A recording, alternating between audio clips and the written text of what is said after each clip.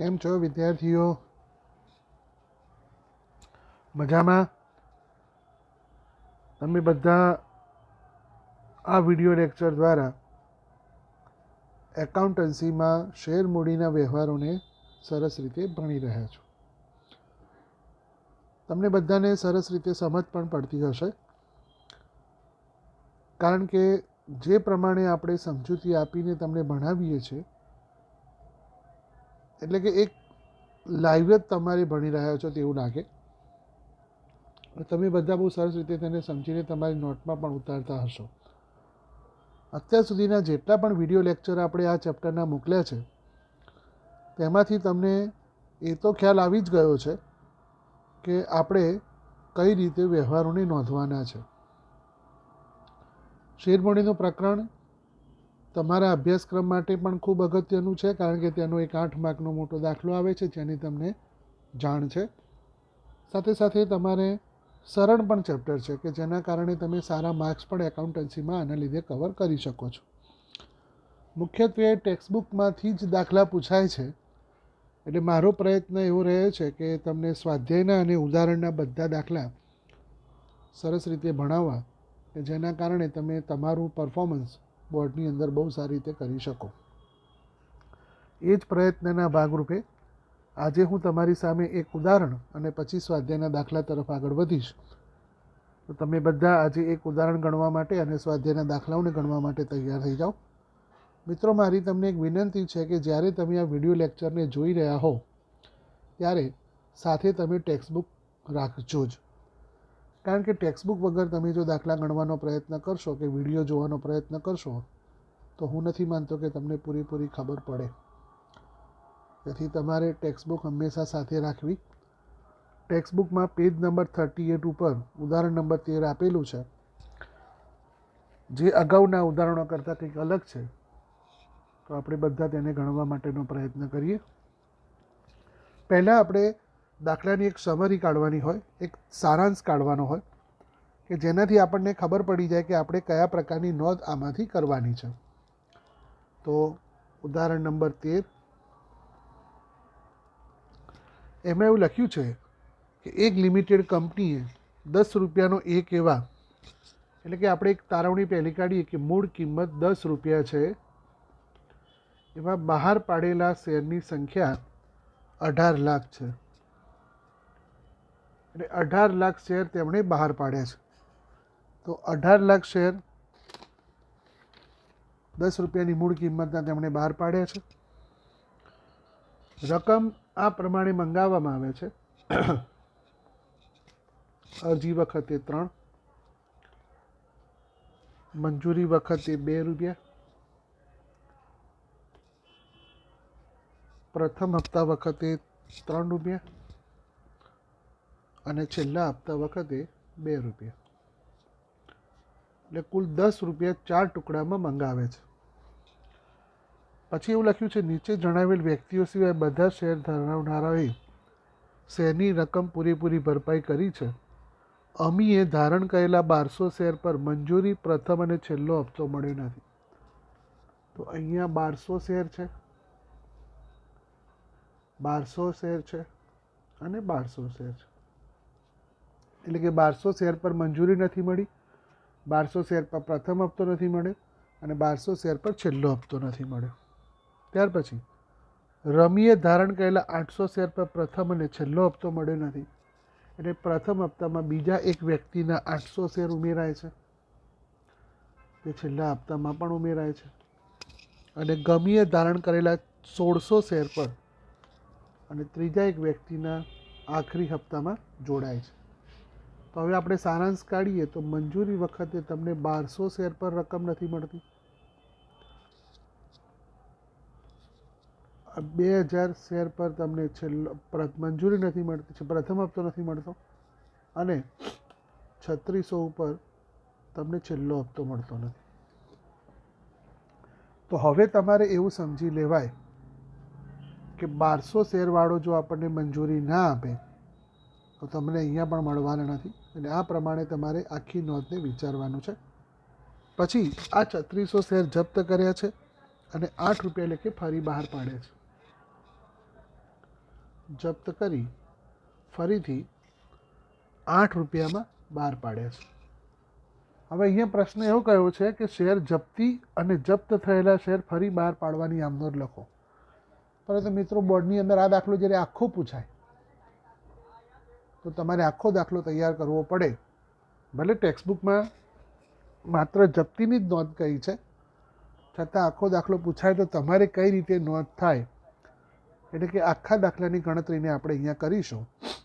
આ વિગતને આપણે સારાંશ તરીકે આપણી નજર સામે રાખીને અહીંયા આપણને કેટલા શેર માટે અરજી મળી તેવું જ કહ્યું નથી, તો એમ કહી શકાય કે અરજી 18 લાખ શેર પર તમને મળેલી છે.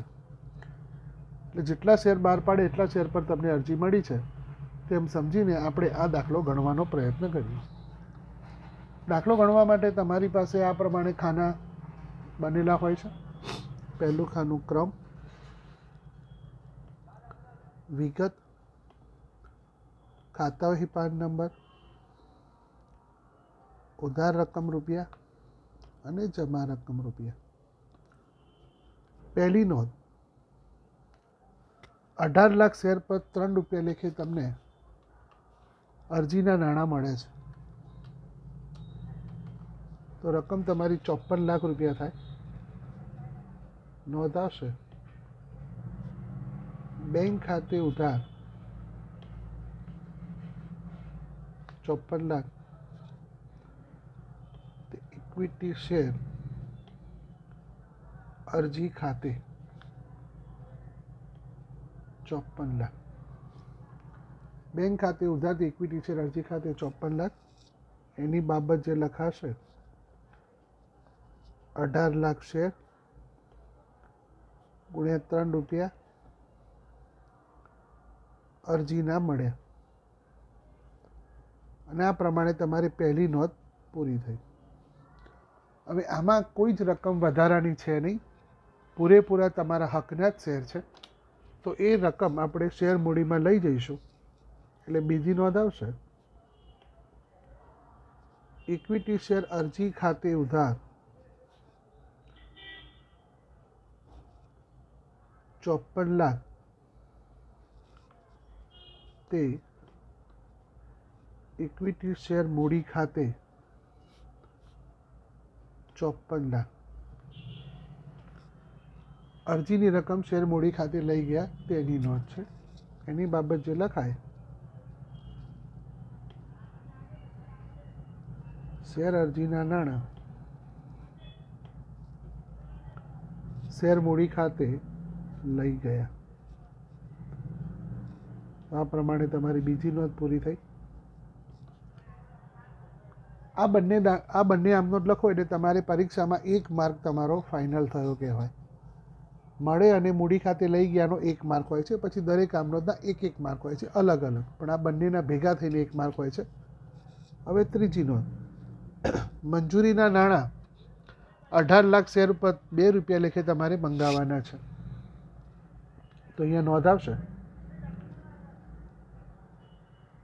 શેર મંજૂરી ખાતે ઉધાર તે ઇક્વિટી શેર મૂડી ખાતે 18 લાખ શેર ગુણ્યા 2 રૂપિયા મંજૂરી મંગાવી, એટલે કે તમે 36 લાખ રૂપિયા મંગાવ્યા છે.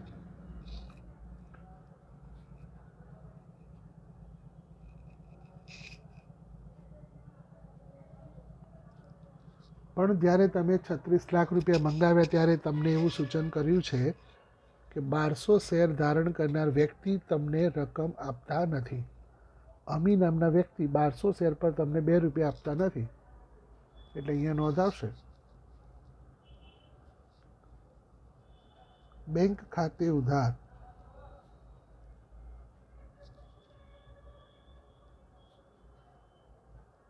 બાકી મંજૂરી ખાતે ઉધાર તે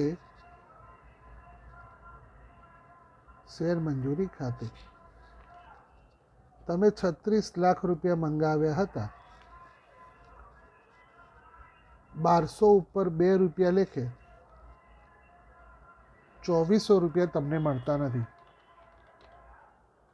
તો 36 લાખમાંથી 2400 તમે બાદ કરો તો 35,97,600 રૂપિયા તમને મળે છે.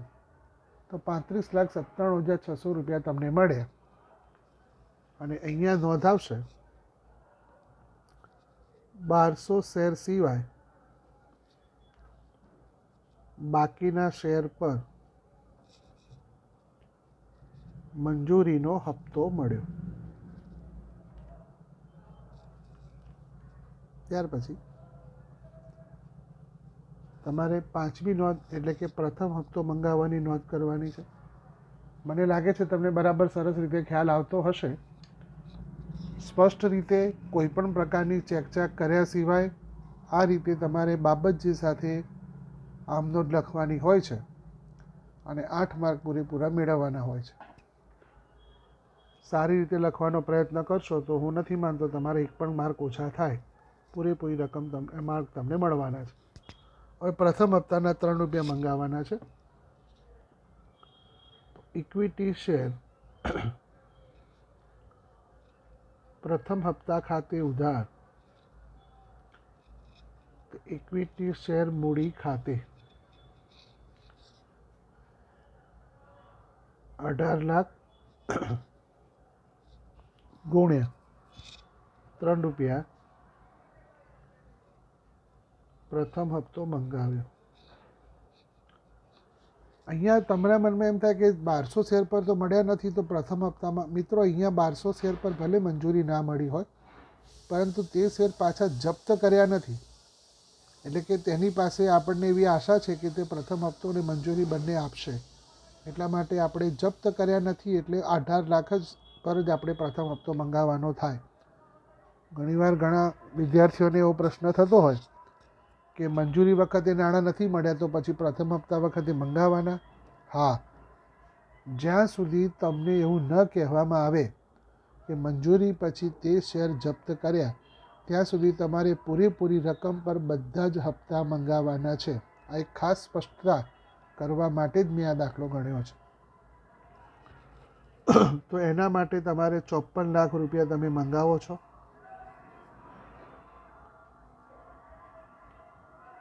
પણ જ્યારે તમે 54 લાખ રૂપિયા મંગાવ્યા ત્યારે 1200 શેર ધારણ કરનાર અમી અને 800 શેર ધારણ કરનાર રમી બંને વ્યક્તિઓ તમને પ્રથમ હપ્તો આપતા નથી. એટલે કુલ તમને 2000 શેર પર પ્રથમ હપ્તો મળતો નથી. એટલે નોંધ આવશે બેંક ખાતે ઉધાર,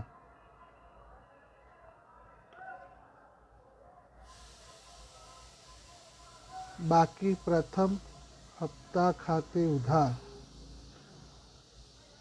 તે છે પ્રથમ હપ્તા ખાતે. તમે 54 લાખ રૂપિયા મંગાવ્યા હતા તેમાંથી 2000 પર તમને 3 રૂપિયા લેખે 6000 રૂપિયા મળતા નથી. તો અહીંયા લખાશે 2000 પર 3 રૂપિયા લેખે 6000 રૂપિયા તમને મળતા નથી.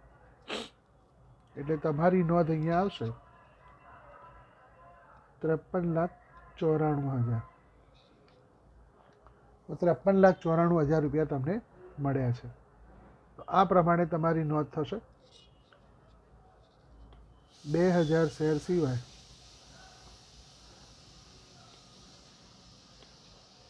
બાકીના શેર પર પ્રથમ હપ્તો મળ્યો.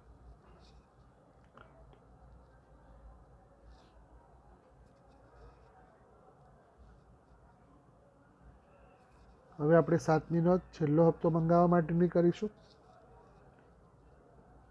ઇક્વિટી શેર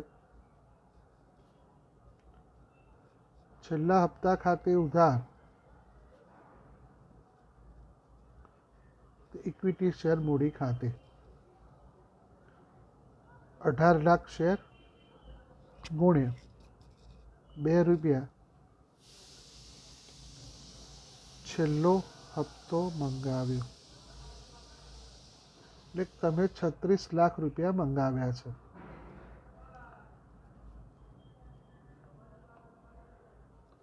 તો આ પ્રમાણે તમે 36 લાખ રૂપિયા મંગાવ્યા એની નોંધ કરી.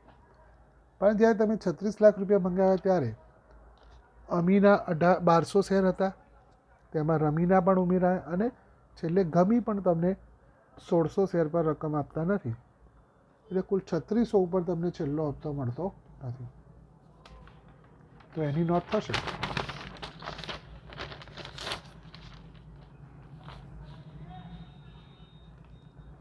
આઠમા નંબરની નોંધ.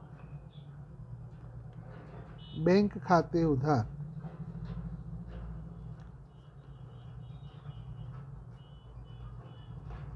બાકી છેલ્લા હપ્તા ખાતે ઉધાર. ઇક્વિટી શેર છેલ્લા હપ્તા ખાતે. તમે 36 લાખ રૂપિયા મંગાવ્યા હતા, એમાં 3600ના 2 રૂપિયા લેખે 7200 રૂપિયા તમને મળતા નથી.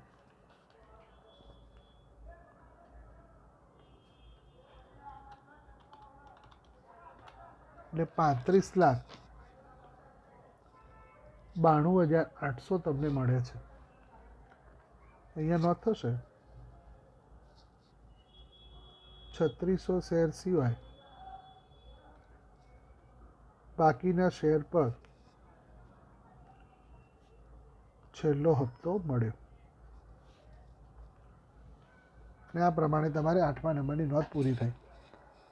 હવે તમારે આ 3600 શેર જપ્ત કરવાના છે, જેના ઉપર છેલ્લા હપ્તા સુધી રકમ મંગાવી છે, એટલે તેની મૂળ કિંમત 10 રૂપિયા થશે. તો 10 રૂપિયાની મૂળ કિંમત સાથે તમારે આ 3600 શેરને જપ્તી કરવાની નોંધ આપણે લખીશું. તો 9મા નંબરની નોંધ છે, ઇક્વિટી શેર મૂડી ખાતે ઉધાર 3600 ગુણ્યા 10, મૂળ કિંમત 10 છે, રકમ આવશે 36,000 રૂપિયા. તો ઇક્વિટી શેર મૂડી ખાતે ઉધાર થયા 36,000 રૂપિયા, તે બાકી મંજૂરી ખાતે, તમને બધાને ખ્યાલ છે કે મંજૂરીના 2400 રૂપિયા તમને નહોતા મળ્યા. જો તમને બતાવું, તમે ઉધાર એ જ કરેલી રકમ છે. બાકી મંજૂરી ખાતે 2400 રૂપિયા ઉધાર છે. બાકી પ્રથમ હપ્તા ખાતે 6000 રૂપિયા ઉધાર છે. અને બાકી છેલ્લા હપ્તા ખાતે 7200 રૂપિયા ઉધાર છે. તો 3 તમારે જમા કરવાના છે. તે બાકી પ્રથમ હપ્તા ખાતે 6000 રૂપિયા,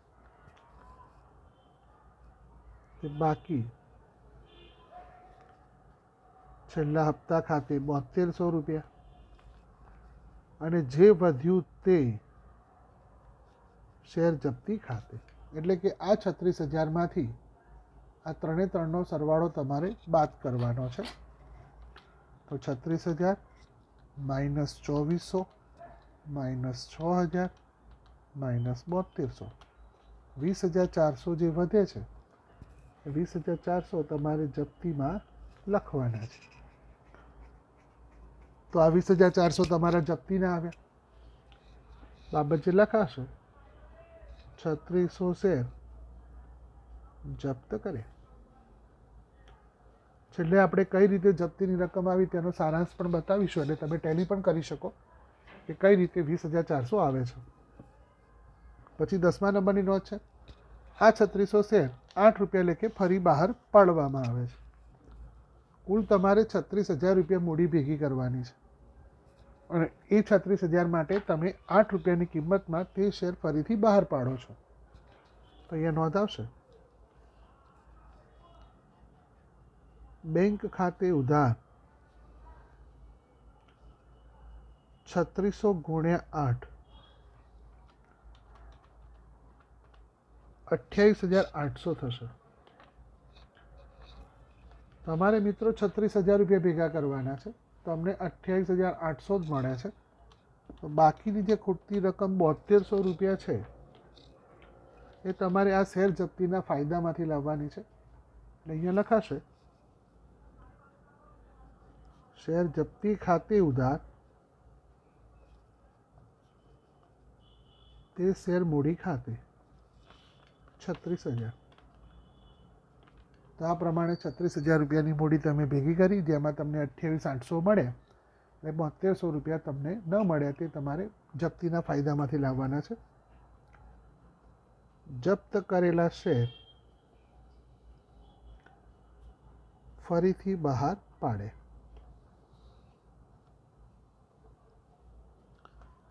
હવે છેલ્લે 20,400માંથી તમારે 7200 રૂપિયા બાદ કરવાના છે, તો 13,200 વધે અને એ 13,200 તમારે જપ્તીની રકમ મૂડી અનામતમાં લઈ જવાની છે, જે તમારો મૂડી નફો છે. તો શેર જપ્તી ખાતે ઉધાર 13,200 તે મૂડી અનામત ખાતે 13,200. જપ્તીની રકમ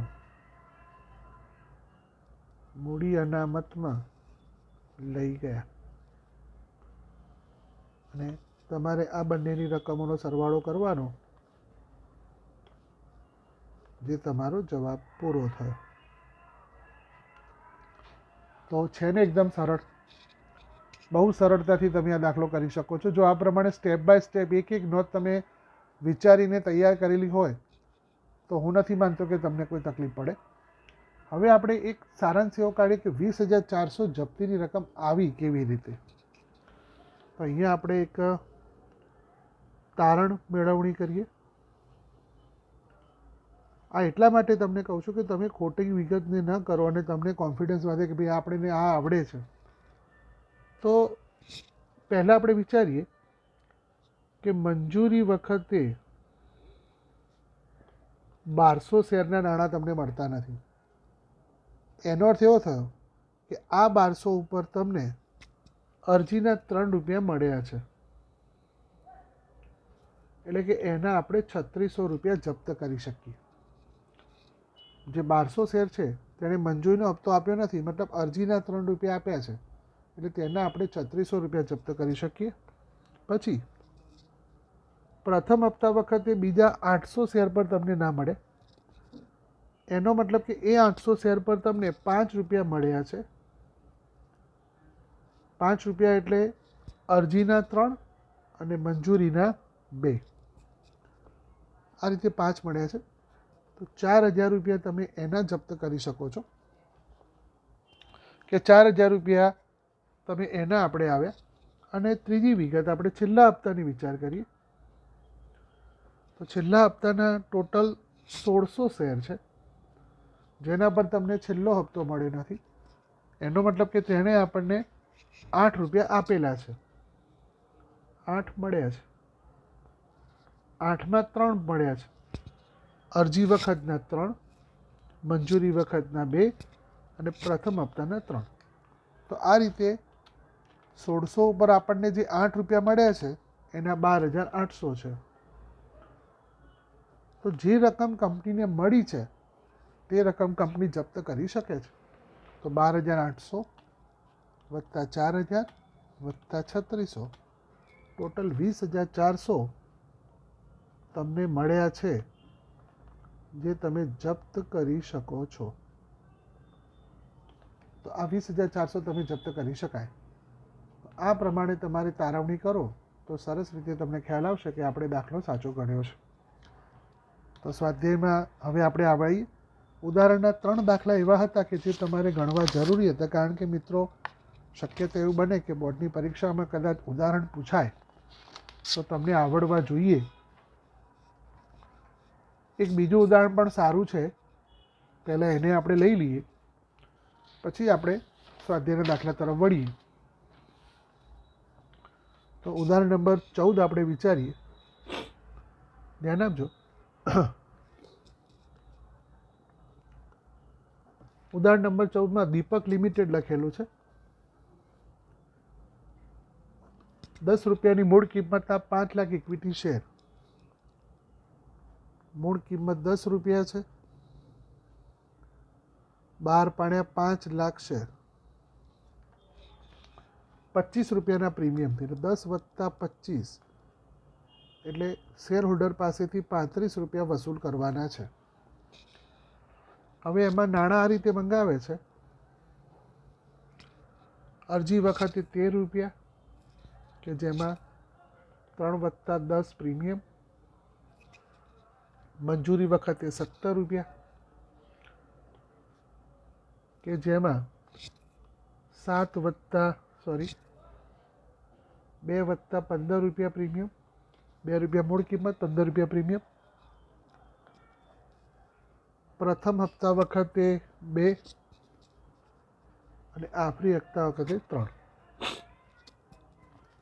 કુલ 5,80,000 પર તમને અરજી મળે છે.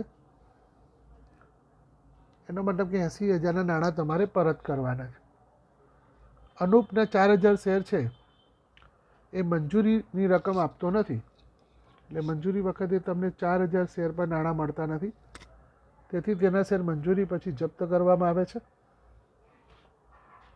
પછી ફરીથી બહાર પાડવામાં આવતા નથી. પરંતુ પૂર્વી કે જેના 3,000 શેર છે તે પ્રથમ હપ્તાની રકમ આપતા નથી. પ્રથમ હપ્તા વખતે 3,000 શેર પર નાણાં મળતા નથી અને તેના શેર પ્રથમ હપ્તા પછી જપ્ત કરવામાં આવે છે અને બાકીના શેર પર આખરી હપ્તાની રકમ પૂરેપૂરી મળી ગઈ છે. હવે આમાં જપ્તીની નોંધ તમને કહી નથી, પણ આપણે જપ્તીની નોંધ પણ લખવાની છે અને ત્યાર પછી આપણે ગણતરી કરવાના છીએ. તો ધ્યાન આપજો. પહેલી નોંધ ખાના દોરીને આપણે શરૂ કરીએ.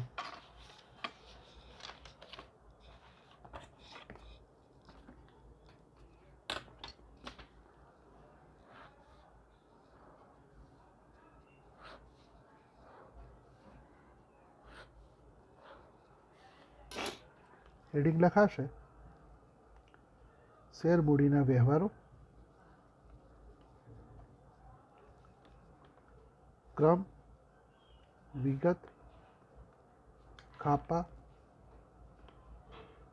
ઉધાર રૂપિયા અને જમા રૂપિયા. પહેલી નોંધ આવશે 5,80,000 પર તમને 13 રૂપિયા મળે છે, એટલે 75,40,000 રૂપિયા તમને અરજી વખતે મળે છે. તો અહીંયા નોંધ આવશે બેંક ખાતે ઉધાર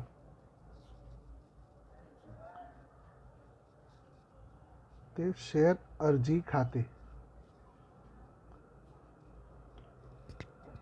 75,40,000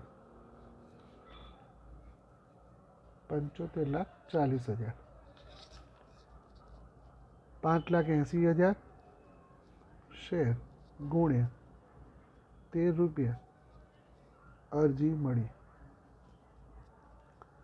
હવે આનું વર્ગીકરણ અગત્યનું છે. બીજી નોંધ પર બરાબર ધ્યાન આપજો. વધારાની રકમ પરત કરવાની છે, પ્રીમિયમની રકમ પ્રીમિયમમાં લઈ જવાની છે અને બાકીની રકમ મૂડીમાં લઈ જવાની છે. એટલે નોંધ આવશે શેર અરજી ખાતે ઉધાર 75,40,000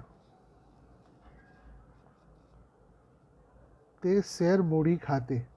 મિત્રો, શેર મૂડી ખાતે તમે જેટલા શેર બહાર પાડ્યા છે, 5 લાખ શેર છે, એની મૂળ કિંમતના 3 એટલે કે 15 લાખ રૂપિયા તમારે શેર મૂડીમાં લઈ જવાના છે. મૂળ કિંમત મૂડીમાં જશે. તે પ્રીમિયમ ખાતે 5 લાખ પર 10 રૂપિયા લેખે 50 લાખ રૂપિયા તમારું પ્રીમિયમ છે, તો પ્રીમિયમ 50 લાખ થશે અને બાકીની રકમ વધારે બેંક ખાતે એટલે કે પરત કરવાના છે 80,000 ગુણ્યા 13 રૂપિયા. તો 10,40,000 તમે પરત કરો છો. તો આ પ્રમાણે તમારે વર્ગીકરણ કરીને નોંધ લખવાની છે. 80,000ના નાણાં પરત કરી બાકીના શેર મૂડી ખાતે લઈ ગયા. આ તમારી બીજા નંબરની નોંધ થઈ. તો તમે આ બીજી નોંધ પર વધારે થોડું ધ્યાન રાખજો, કારણ કે અરજી વખતની બંધ કરવાની નોંધ જ અગત્યની છે. અને આ વર્ગીકરણ જો તમને આવડે તો એમ કહી શકાય કે તમને શેર મૂડીનું પ્રકરણ સારી રીતે આવડે છે. હવે ત્રીજી નોંધ છે, મંજૂરીના 17 રૂપિયા તમારે મંગાવવાના છે. શેર મંજૂરી ખાતે ઉધાર. હવે આમાં પ્રીમિયમ પણ છે, તે શેર મૂડી ખાતે, તે શેર પ્રીમિયમ ખાતે. 5 લાખ શેર ગુણ્યા 17 રૂપિયા મંગાવ્યા, એટલે કે તમે 85 લાખ રૂપિયા મંગાવ્યા છે. તેમાંથી 5 લાખ શેરના 2 રૂપિયા લેખે 10 લાખ રૂપિયા તમે મૂડી મંગાવી છે, અને 5 લાખ શેર પર 15 રૂપિયા લેખે 75 લાખ રૂપિયા તમે પ્રીમિયમ મંગાવ્યું છે. તો આ પ્રમાણે તમે પ્રીમિયમ મંગાવ્યાની નોંધ સાથેની રકમ કરી. હવે આમાં આપણને એવું કહ્યું છે કે તમને 4000 શેર પર મંજૂરીની રકમ મળતી નથી. તો અહીંયા ચોથી નોંધ આવશે, બેંક ખાતે ઉધાર, બાકી મંજૂરી ખાતે ઉધાર, તે શેર મંજૂરી ખાતે. તમે 85 લાખ રૂપિયા મંગાવ્યા હતા, તેમાં 4000 પર 17 રૂપિયા લેખે 68,000 રૂપિયા તમને મળતા નથી. તો કુલ 68,000 મળતા નથી તમને. તો 85 લાખમાંથી 68,000 ન મળતા 84,32,000 રૂપિયા તમને મળે છે. એની બાબત જે લખાશે, 4000 શેર ગુણ્યા 17 રૂપિયા ન મળે. હવે તમારે આ મંજૂરી પછી શેર જપ્ત કરવાના છે. આપણે જોઈ શકીએ છીએ કે મંજૂરી સુધીમાં 5 રૂપિયાની મૂળ કિંમત મંગાવેલી છે, એટલે કે આ 4000 શેર 5 રૂપિયાની કિંમત સાથે જપ્ત કરવામાં આવશે, જેમાં 15 રૂપિયા પ્રીમિયમ પણ મળ્યું નથી. આ મુદ્દો ખાસ યાદ રાખવાનો છે. એટલે પાંચમી નોંધ, ઇક્વિટી શેર મૂડી ખાતે ઉધાર. આ જપ્તીની નોંધ છે. 4000 ગુણ્યા 5 20,000 રૂપિયા. ઇક્વિટી શેર મૂડી ખાતે ઉધાર 20,000 થયા. પછી પ્રીમિયમ ખાતે પણ ઉધાર કરવાના. પ્રીમિયમ ખાતે ઉધાર 4000 ગુણ્યા 15 60,000, તે બાકી મંજૂરી ખાતે જે 68,000 આપણે ઉધાર કર્યા હતા તે જમા કર્યા, તે શેર જપ્તી ખાતે. 80,000માંથી 68,000 બાદ કરતા 12,000 રૂપિયા છે. બાબત જે લખાશે, શેર જપ્ત કર્યા. હવે મિત્રો તમને એવું નથી કહ્યું કે જપ્ત કરેલા શેર ફરી બહાર પાડવામાં આવે છે. એનો મતલબ કે તમે પહેલાં 5 લાખ શેર હતા, તેમાંથી 4000 શેર પાછા લઈ લીધા, એટલે હવે માર્કેટમાં માત્ર 4,96,000 શેર છે. અને એ 4,96,000 શેર પર તમારે પ્રથમ હપ્તો મંગાવવાનો છે. આ વિગતને જ તમારે અહીંયા સારી રીતે ફોકસ કરવાની છે કે જપ્ત કરેલા શેર ફરીથી બહાર પાડવામાં આવતા નથી, એટલે કે તેના ઉપર પ્રથમ હપ્તો તમારે મંગાવવાનો નથી. એ કંપની પાસે જ શેર રહેલા છે. તો હવે 5 લાખમાંથી 4,000 જપ્ત કર્યા પછી જે બાકી રહ્યા તેના ઉપર આપણે પ્રથમ હપ્તો મંગાવવાનો છે. તો હવે નોંધ નંબર 6, શેર પ્રથમ હપ્તા ખાતે ઉધાર. હવે પ્રથમ હપ્તામાં પ્રીમિયમ છે નહીં, એટલે તે શેર મૂડી ખાતે. સંખ્યા પર ધ્યાન રાખજો. 4,96,000 શેર ગુણ્યા પ્રથમ હપ્તાના ₹2 મંગાવ્યા. તો 4,96,000 ગુણ્યા 2 કરીએ તો ₹9,92,000 તમે મંગાવો છો.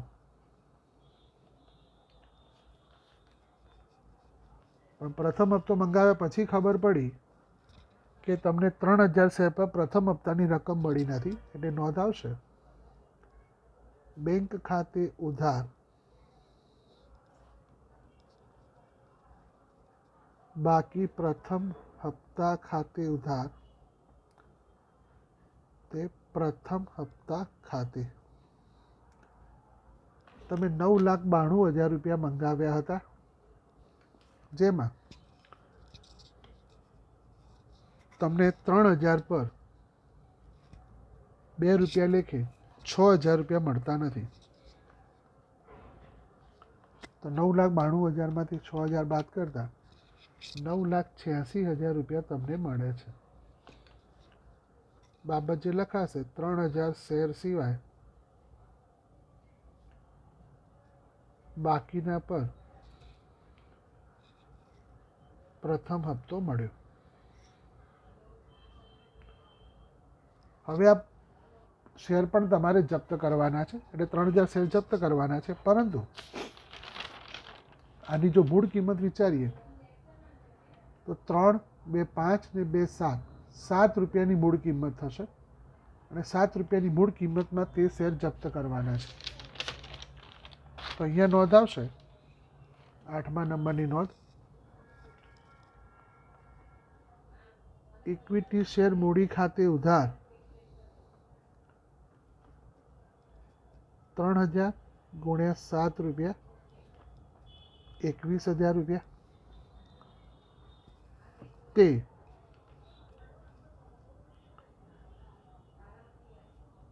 બાકી પ્રથમ હપ્તા ખાતે 6,000 તે શેર જપ્તી ખાતે 15,000.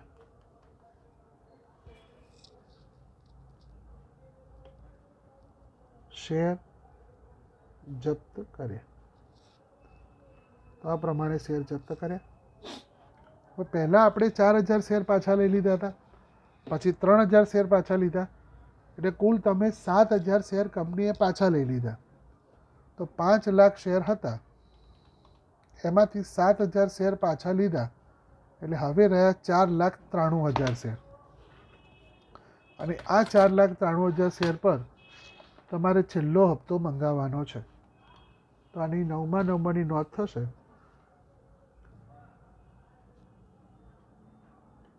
છેલ્લા હપ્તા ખાતે ઉધાર તે શેર મૂડી ખાતે 4,93,000 શેર ગુણ્યા ₹3 હપ્તો મંગાવ્યો. 5 લાખ પહેલાં 4,000 અને પછીના 3, એટલે ટોટલ 4,93,000. આ તમારી સમજણ માટે. તો રકમ આવશે 14,79,000